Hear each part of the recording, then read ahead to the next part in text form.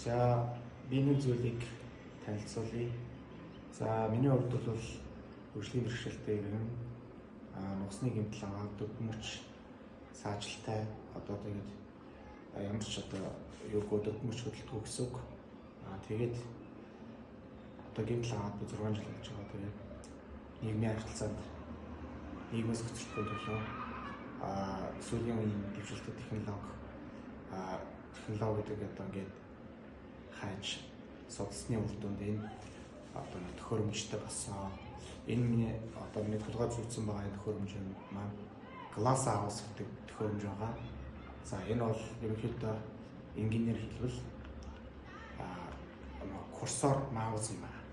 Тэгэхээр энэ зүйлийг бол энэ зүйлтэй болсноор бол гар утас, таблет, ноутбук зэрэг одоо хүн утас таблетыг яаж ашигладаг вэ? Яг тэр журмаар нь ашиглах боломжтой. Миний дөрвөн мөч хөдөлгөө байгаач толгой энэ ам хоёроор өдөртнө. Миний энэ аманд одоо ингээд 100 байгаа энэ цэгэр зүйл бол маус нь бай. Тэгэхээр энэ зүйлийг болохоор утастай холбоход бол энэ Bluetooth-ээр холбогдож болох бүх юмд холбогдно. Гар утас, таблет, iPad, ноутбук, смарт TV гэх бүх Bluetooth-ээр холбож болох зүйлийг ашиглаж байгаа. Тэгээд энийг анх болохоор энэ Rectus гэдэг нөгөө асаргааны зүйл оруулж ирдэг компани Oido-г залуу энийг бас пост оруулсан байсан. Тэгээд тэрнээс нь би санаа аваад өөртөө нь яриад судалж байгаа энэ зүйлийг олж авсан байгаа. Тэгээд одоо ашиглаж байгаа зүйлийг та бүхэнд харуулъя. Энэ хажуулаас. Энийг харуул.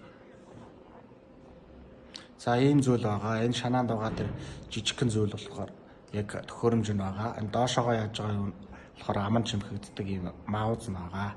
За одоо дэлгэцэн дээр ашиглаж байгааг нь харуулъя. За ингээд гар утсаа бол ингэж хүлээж ашиглана. Ингээд хөвсөлийг яг одоо ирүүл хүмүүс яадаг вэ? Тэр юмар нь ашиглаж болно. Залах юм бол ингээд хүчлээ ингээд утсаараа юу ашигладаг вэ одоо бүхэл төрлийн зүйлийг ашиглана. Мессеж бичиж болно.